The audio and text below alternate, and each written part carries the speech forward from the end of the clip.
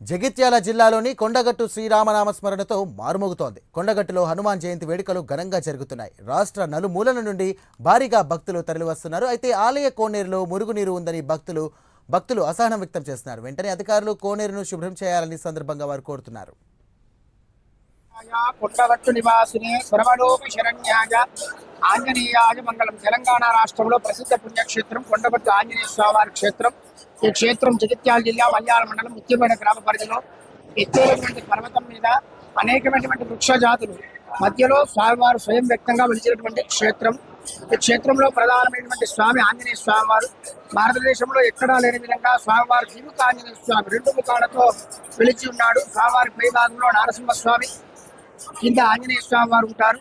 స్వామివారి యొక్క బాహుభుజాల్లో శంఖము చక్రము, లక్షస్థలములో రాముడు సీత ఈ విధంగా స్వయంగా వెలిసినటువంటి క్షేత్రం ఈ క్షేత్రం.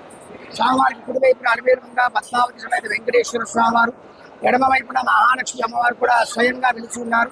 స్వామివారికి వెనక భాగంలో క్షేత్రపాలకుడిగా వేదాల స్వామి కూడా వెలిచి ఉన్నాడు.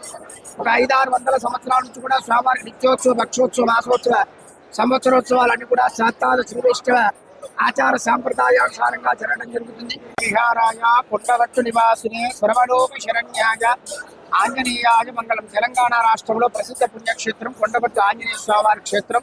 ఈ క్షేత్రం జగిత్యాల జిల్లా మల్యాల మండలం ముఖ్యమైన గ్రామ పరిధిలో ఎత్తైనటువంటి పర్వతం మీద అనేకమైనటువంటి వృక్ష జాతులు మధ్యలో స్వామివారు స్వయం వ్యక్తంగా వెలిచినటువంటి క్షేత్రం. ఈ క్షేత్రంలో ప్రధానమైనటువంటి స్వామి ఆంజనేయ స్వామివారు భారతదేశంలో ఎక్కడా లేని విధంగా స్వామివారు దిగుక ఆంజనేయ స్వామి రెండు ముఖాలతో వెలిచి ఉన్నాడు. స్వామివారి పై భాగంలో నరసింహస్వామి, కింద ఆంజనేయ స్వామి వారు ఉంటారు.